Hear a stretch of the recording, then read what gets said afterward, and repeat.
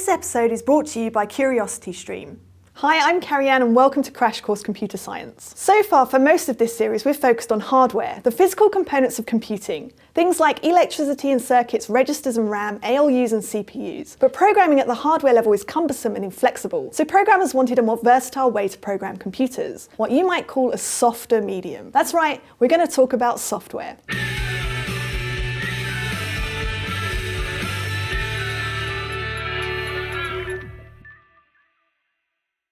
In episode 8, we walked through a simple program for the CPU we designed. The very first instruction to be executed, the one at memory address 0, was 00101110. As we discussed, the first 4 bits of an instruction is the operation code, or optcode for short.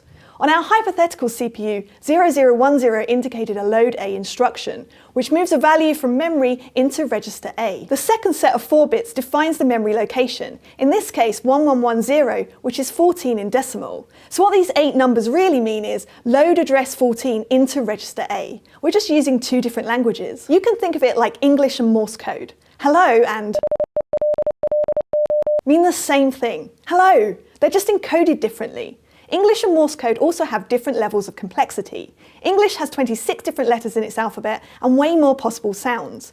Morse only has dots and dashes, but they can convey the same information, and computer languages are similar. As we've seen, computer hardware can only handle raw binary instructions. This is the language computer processors natively speak. In fact, it's the only language they're able to speak. It's called machine language or machine code. In the early days of computing, people had to write entire programs in machine code. More specifically, they'd first write a high-level version of a program on paper in English. For example, retrieve the next sale from memory, then add this to the running total for the day, week and year, then calculate any tax to be added, and so on. An informal high-level description of a program like this is called pseudo-code. Then, when the program was all figured out on paper, they'd painstakingly expand and translate it into binary machine code by hand, using things like optcode tables.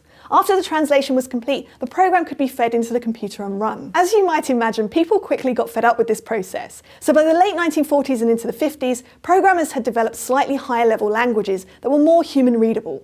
Optcodes were given simple names called mnemonics, which were followed by operands to form instructions. So instead of having to write instructions as bunches of ones and zeros, programmers could write something like load A14.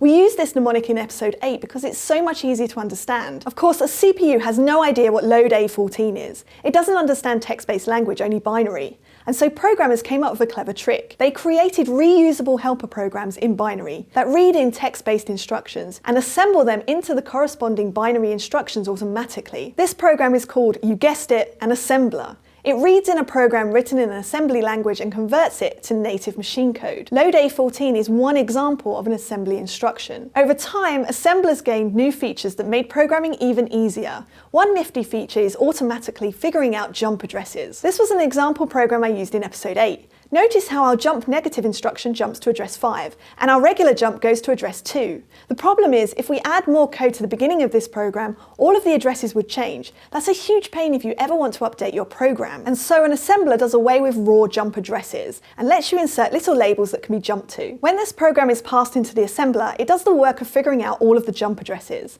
Now the programmer can focus more on programming and less on the underlying mechanics under the hood, enabling more sophisticated things to be built, but hiding unnecessary complexity. As we've done many times in this series, we're once again moving up another level of abstraction.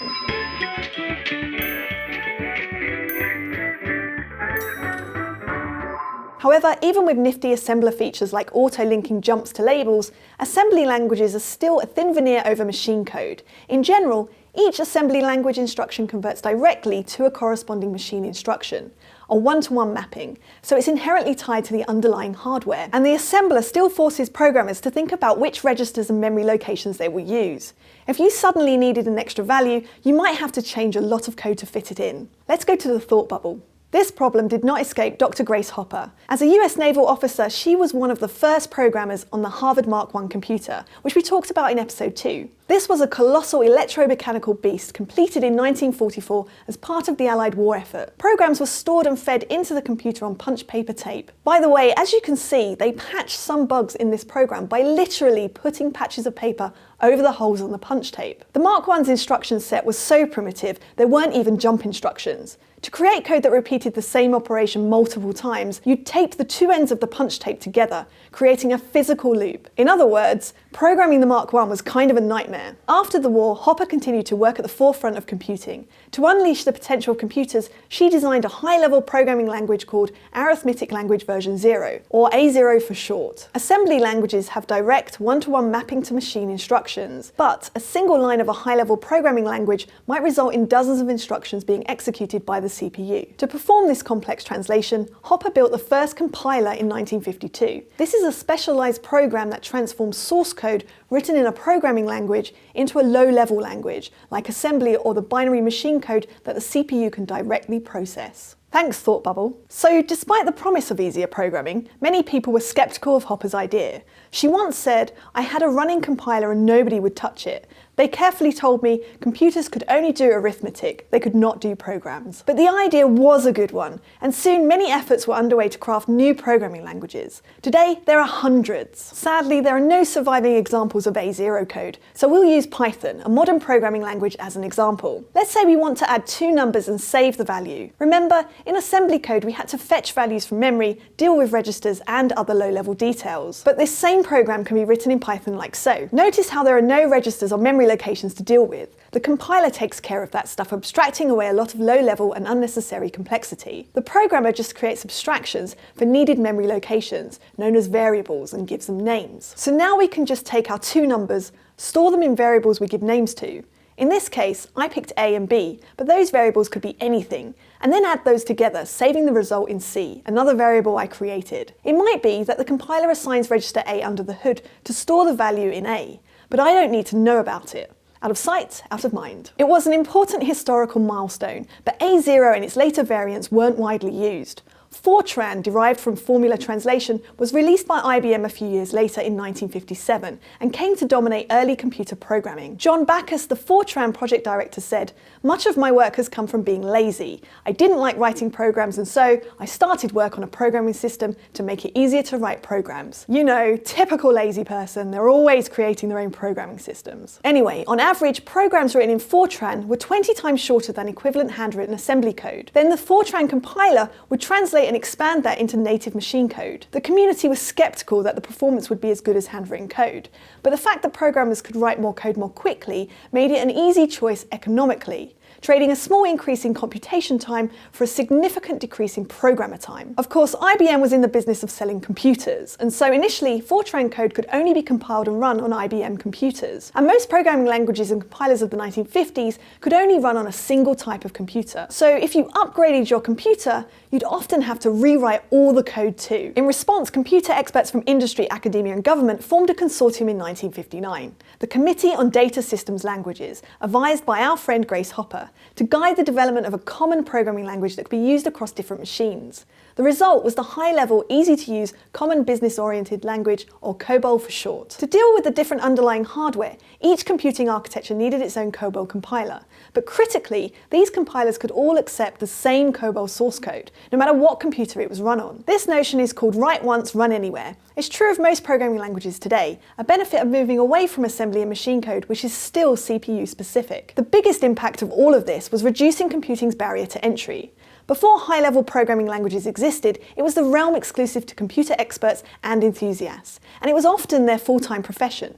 But now, scientists, engineers, doctors, economists, teachers, and many others could incorporate computation into their work. Thanks to these languages, computing went from a cumbersome and esoteric discipline to a general-purpose and accessible tool. At the same time, abstraction in programming allowed those computer experts, now professional programmers, to create increasingly sophisticated programs, which would have taken millions, tens of millions, or even more lines of assembly code. Now, this history didn't end in 1959. In fact, a golden era in programming language design jump-started, evolving in lockstep with dramatic advances in computer hardware. In the 1960s, we had languages like Algo, Lisp, and BASIC. In the 70s, Pascal, C, and Smalltalk were released. The 80s gave us C++, Objective-C, and Perl, and the 90s, Python, Ruby, and Java. And the new millennium has seen the rise of Swift, C#, and Go, not to be confused with Let It Go and Pokemon Go. Anyway, some of these might sound familiar. Many are still around today. It's extremely likely that the web browser you're using right now was written in C++ or Objective-C. That list I gave is just the tip of the iceberg, and languages with fancy new features are proposed all the time. Each new language attempts to leverage new and clever abstractions to make some aspect of programming easier or more powerful, or take advantage of emerging technologies and platforms, so that more people can do more amazing things more quickly. Many consider the holy grail of programming to be the use of plain old English, where you can literally just speak what you want the computer to do, it figures it out and executes it. This kind of intelligent system is science fiction, for now, and fans of 2001: A Space Odyssey may be okay with that. Now that you know all about programming languages, we're going to deep dive for the next couple of episodes, and we'll continue to build your understanding of how programming languages and the software they create are used to do cool and unbelievable things. See you next week.